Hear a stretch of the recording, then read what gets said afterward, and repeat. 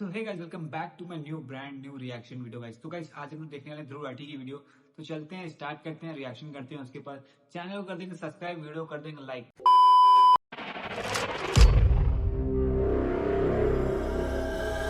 नमस्कार दोस्तों, क्या आप इमेजिन कर सकते हो ये धरती जिस पर हम सभी इंसानों ने जन्म लिया है,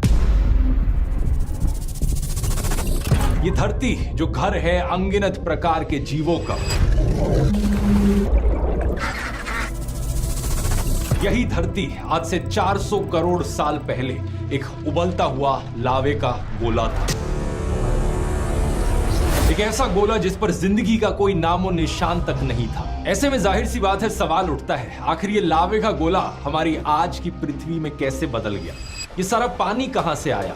हमारे चांद यानी मून की फॉर्मेशन कैसे हुई? इस सब का कनेक्शन है दोस्तों हमारे सूर्य और सोलर सिस्टम के जन्म से। आइए समझते हैं इन सभी चीजों को गहराई से आज के इस वीडियो में।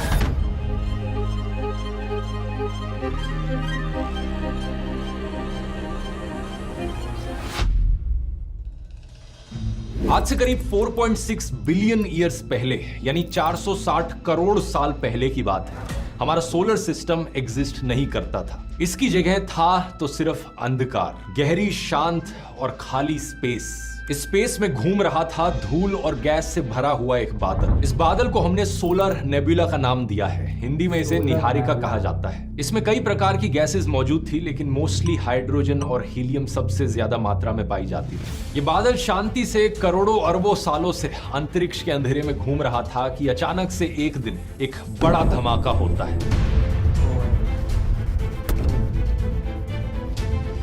नहीं, मैं बिग बैंग की बात नहीं कर रहा, मैं बात कर रहा हूं सुपरनोवा की। यह धमाका इस बादल के अंदर नहीं होता, बल्कि इसके बगल में होता है। इसके पास मौजूद एक डाइंग स्टार एक्सप्लोड कर जाता है। इस एक्सप्लोजन को हम सुपरनोवा बुलाते हैं और अक्सर ये उन स्टार्स के साथ होता है जो अपनी लाइफ के एंड तक पहुंच चुके हैं। इस धमाके की शॉक वेव्स हमारे सोलर नेबुला पर पड़ती हैं और इसके चलते ग्रेविटेशनल इंस्टेबिलिटी आ जाती है। इस बादल के कुछ एरियाज में गैस और डस्ट कंप्रेस करने लगता है। धीरे धीरे ये पूरा नेबुला अंदर की ओर सिकुड़ने लगता है और जो गैस और धूल थी वो घूमने लग जाती है, गोल गोल घूमने लग जाती है एक रोटेटिंग डिस्क के रूप में। इस फ्लैट रोटेटिंग डिस्क को हम प्रोटोप्लैनेटरी डिस्क का नाम देते हैं। प्रोटो का मतलब है पहले, प्लैनेट्स के आने से पहले की डिस्क।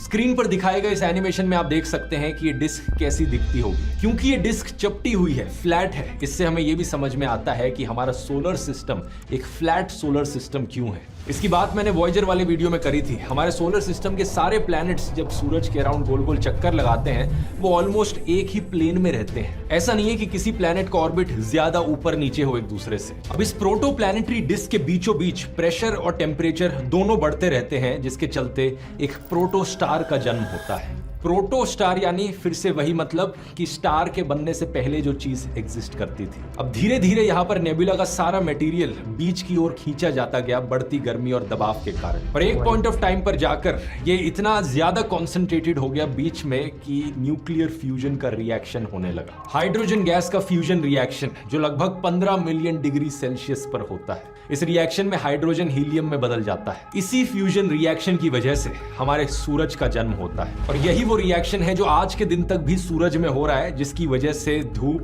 गर्मी और रोशनी हमें मिलती है धरती पर। एक्चुअल रिएक्शन डिटेल में थोड़ा कॉम्प्लेक्स है, लेकिन मोटे मोटे तौर पर यही हो रहा है, हाइड्रोजन हीलियम में बदल रही है। उस वक्त 4.6 बिलियन ईयर्स पहले हमारे सोलर नेबुला का ज्यादातर गैस और डस्ट सारा सूरज में जाकर इकट्ठा हो रहा था। यही कारण है कि आज के दिन भी हमारे पूरे सोलर सिस्टम का टोटल मास का लगभग 99.8% सिर्फ सूरज में मौजूद है और बाकी जो 0.2% है वो बेकार नहीं गया। उसी 0.2% से बनते हैं 8 प्लैनेट्स, सैकड़ों मून्स, हजारों कॉमेट्स और लाखों एस्ट्रॉइड्स हमारे सोलर सिस्टम में। लेकिन सवाल ये कि कैसे बनने शुरू हुए ये प्लैनेट्स, ये चीज भी बड़ी इंटरेस्टिंग है। जो वो घूमती हुई प्रोटोप्लैनेटरी डिस्क थी, उसके अंदर छोटे छोटे धूल के पार्टिकल्स आपस में टकराने लगे और चिपकने लगे एक दूसरे से। ये स्टैटिक या केमिकल बॉन्डिंग फोर्सेस की वजह से होने लगा और शुरू में इससे छोटे छोटे गुच्छे बनने लगे। लाखों सालों बाद धीरे धीरे गुच्छे पीछे और बड़े होने लगे जब और धूल के पार्टिकल्स इनसे जाकर टकराए। धीरे धीरे इनमें से कुछ इतने बड़े बन गए कि उनका साइज 1000 मीटर से लेकर कुछ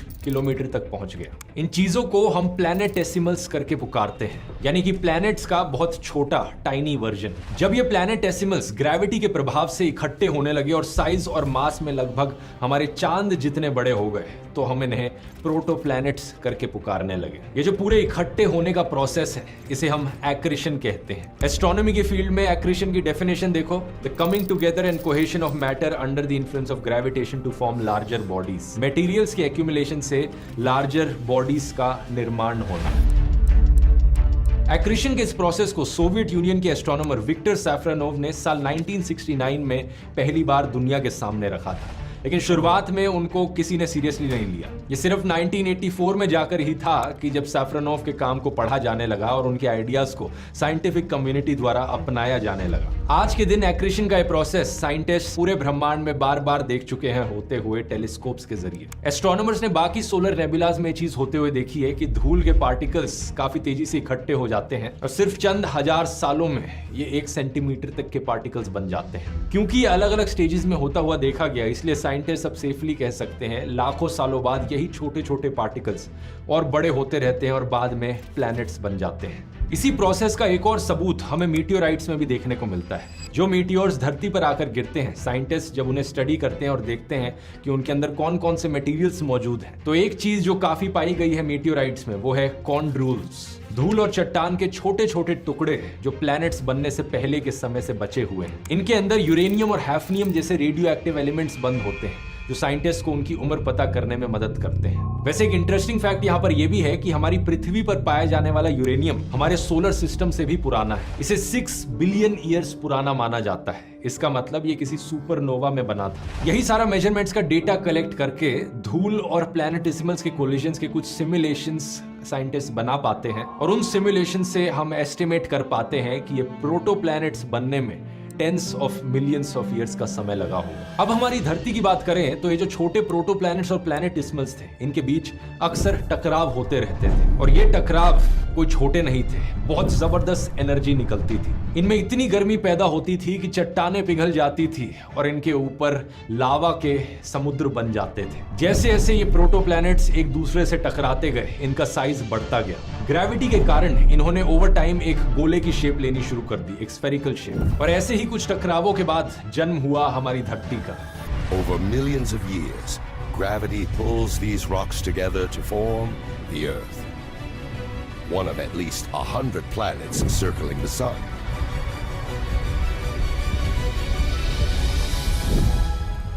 ये जो समय था जहां पर कॉन्स्टेंटली बमबारी चलती रहती थी, हमारी धरती से आकर छोटे प्रोटोप्लैनेट्स टकराते तो कभी प्लैनेटेसिमल्स टकराते। इस समय को हम हेडन ईयॉन करके पुकारते हैं। ईयॉन शब्द का असली में मतलब है एक बहुत बहुत इनडेफिनेटली लंबा समय, और हेडन जो नाम है ये अंडरवर्ल्ड के ग्रीक गॉड हेडिस से आया है। इस नाम को रखने के पीछे क्या कारण था आप समझ सकते हो। उस वक्त नर्क जैसी हालत थी धरती पर। यह समय 4.6 बिलियन ईयर्स पहले से लेकर 4 बिलियन ईयर्स पहले तक चला। इस समय कुछ कुछ ऑब्जेक्ट्स जो धरती से टकराए वो 100 किलोमीटर बड़े थे, कुछ 200 किलोमीटर बड़े थे। तो जो भी चट्टानें उस वक्त धरती पर हुआ करती होंगी वो सब पिघल जाती थी और सबकी सब लावा में बनती रहती थी, बार बार दबती रहती थी। लेकिन अब कमाल की बात देखो दोस्तों, यही नर्क जैसा समय कारण था जिसकी वजह से धरती पर पानी आया।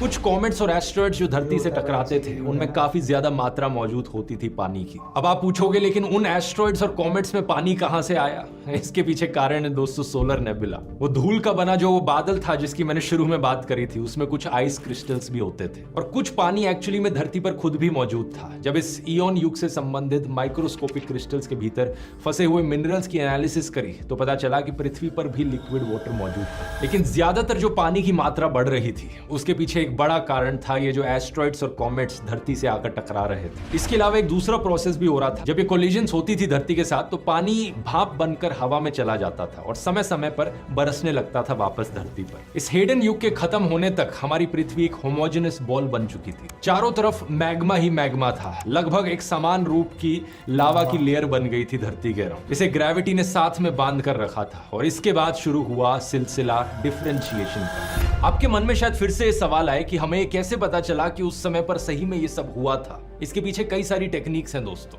एक है पुराने पत्थरों की रेडियोमेट्रिक डेटिंग करना, स्टडी करना बिलियंस ऑफ साल पुरानी मिनरल्स को और देखना कि उनका कॉम्पोजिशन कैसा है। एक टेक्निक है कंपेरेटिव प्लैनेटोलॉजी, बाकी प्लैनेट्स के कॉम्पोजिशन को देखना और समझना कि रीसेंट हिस्ट्री में वो कैसे दिखते थे और कैसे डेवलप किए। और तीसरा हो गया कंप्यूटर सिमुलेशंस रन करना, जो गैसेस और एलिमेंट्स उस समय में मौजूद थे उन सब का डेटा कंप्यूटर में इनपुट करना और मॉडल के थ्रू रन करके देखना कि वो मॉडल कैसे बिहेव करता है। कुछ इसी तरीके से हम डेटा साइंस की मदद से हम अपने प्लैनेट की हिस्ट्री बेहतर समझ पाए हैं। इसका इस्तेमाल ऑलमोस्ट हर एक इंडस्ट्री में किया जाता है, automobile, finance, media, health care. अगर आप अपने आप को इसमें अपस्किल करना चाहते हो और इस डायनेमिक फील्ड में एंटर करना चाहते हो तो आज के वीडियो के स्पॉन्सर Scalar.com एक सोल्यूशन ऑफर करते हैं। स्केलर एक ऑनलाइन ध्रुव आर्टी की ये काफ़ी भाई नॉलेज वाली वीडियो थी भाई, काफ़ी अच्छी भी थी। तो गाइस मैंने पूरी वीडियो पर रिएक्शन तो नहीं किया है, मेरी वीडियो की डिस्क्रिप्शन में लिंक लगा हुआ है, जाके पूरी वीडियो जाके देख सकते हैं। तो गाइस चैनल को लाइक, कमेंट, शेयर, सब्सक्राइब करके मिलते हैं नेक्स्ट रिएक्शन वीडियो में।